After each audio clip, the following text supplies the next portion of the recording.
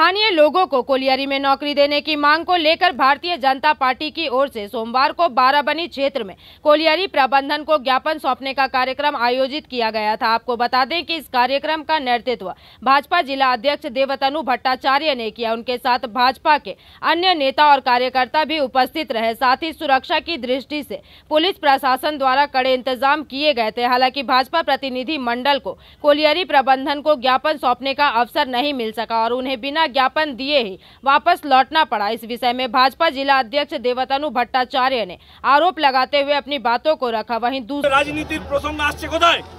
রাজনীতি হচ্ছে না, অলরেডি ওনারা ওখানে ডেপুটেশন দিতে গেছেন একটা জিনিস করে হয়।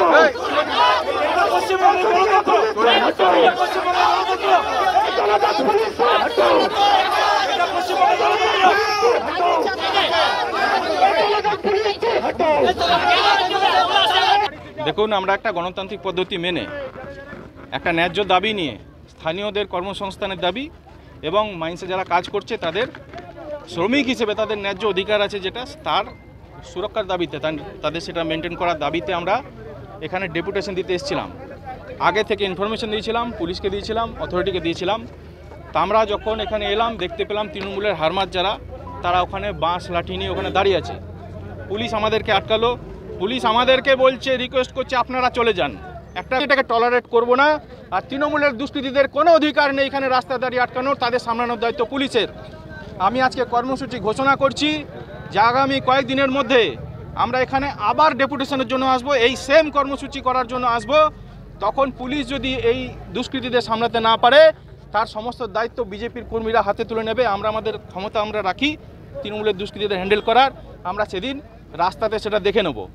আর শুধুমাত্র যেহেতু আমরা একটা সভ্য পার্টি, ভদ্র পার্টি, মোদিজির নেতৃত্বে একটা পার্টি চলছে আমাদের, সেই পার্টির কর্মী হিসেবে ল অ্যান্ড অর্ডার যাতে ব্রেক না হয় সেই দায়িত্ব আমাদের রয়েছে। সেই হিসেবে পুলিশ পারছে না সামলাতে ওদের, সেই হিসেবে আজকে কর্মসূচি। दूसरी ओर इस विषय पर प्रतिक्रिया देते हुए बाराबनी पंचायत समिति के अध्यक्ष असित सिंह ने भाजपा के आरोपों को सिरे से खारिज करते हुए अपने वक्तव्य रखे।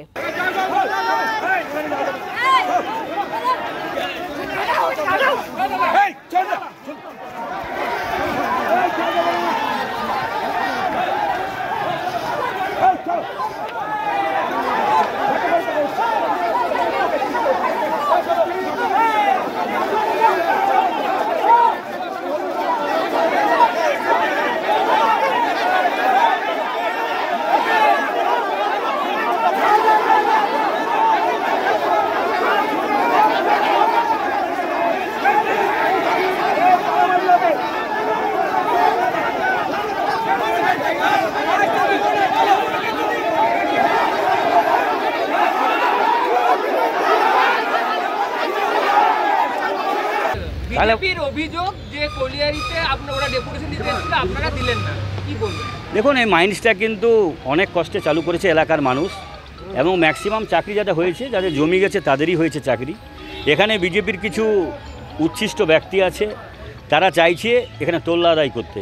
এখানে সাধারণ মানুষ প্রতিরোধ গড়ে তোলে এবং যখন দুপক্ষই মুখোমুখি হয়ে যায় সাধারণ মানুষ এবং বিজেপির পুরো নেতৃত্ব তুলে এসেছিল এখানে যে মাইন্সটা কীভাবে বন্ধ করা যায়। আমাকে প্রশাসন বারবার ফোন করার পরে আমি এসে আমি গ্রামের ছেলেগুলোকে বুঝিয়ে সুঝিয়ে আমরা সাইড করি, যাতে একটা এত বড় মাইন্স চলছে যেখানে প্রায় আমাদের 500-700 লোকাল ছেলে কাজ করছে, প্রচুর ট্রান্সপোর্টিং চলছে, সেখানে ব্যাঘাত সৃষ্টি করে কোনো মানুষকে বঞ্চিত করা হচ্ছে, ব্যাঘাত সৃষ্টি করে এবং যাতে রুজি রোজগার বন্ধ করা যায়। কেন বারাবণীতে সিপিএম আমল আপনারা দেখেছেন সমস্ত মাইন্স বন্ধ হয়ে গেছিল। এখন সিপিএম আর আমাদের কিছু উচ্ছিষ্ট মানুষ বিজেপিতে গিয়ে তারা চেষ্টা করছে একই ধাঁচে যাতে এখানে বন্ধ করা যায়, কিন্তু এখন এখানে ম্যাক্সিমাম মানুষ সচেতন, জানে তাই মানুষ আজ প্রতিরোধ গড়ে তোলে এবং তারা ডেপুটেশন দিতে পারেনি। কালকে একটা ঝামেলা হয়েছিল যে বিজেপি কর্মীদের মারধর করে কাল কোথায় ঝামেলা হচ্ছে আমার জানা নেই। ইটাপাড়াতে মনে হয় কিছু মদ খেয়ে এই ব্যাপারটা হয়েছিল, দুপক্ষই মদ খেয়ে নিয়েছিল। এটা মাতালের ব্যাপার, এটা কোনো এরকম পলিটিক্স ঝামেলা নয়। ওনারা দাবি করছেন যে স্থানীয়রা কাজ পাচ্ছে না। আপনারা দেখে আসুন, মাইন্সে ম্যানেজমেন্ট আছে, ম্যাক্সিমাম ইটাপাড়া জিপির ছেলেরাই কাজ করছে। কেন ডাম্পার থেকে শুরু করে যারা ক্ষতিগ্রস্ত, বিশেষ করে ইটাপাড়া বেলা, এরা কিন্তু সবচেয়ে বেশি ক্ষতিগ্রস্ত জমি তাদের গেছে। এবং তাদের আমাদের একটা নিয়ম আছে পার্টি, আমাদের এমএলএ বারবার বলে দিয়েছে, যেখানে ক্ষতিগ্রস্ত ভিলেজার্সরা আছে তাদেরই কিন্তু কাজ হবে। শুধু এখানে নয়, গোরান্ডি বলুন, বেগুনিয়া বলুন, এমনকি চরণপুর বলুন। आसनसोल से बिजू मंडल की रिपोर्ट, पीवीटीवी न्यूज।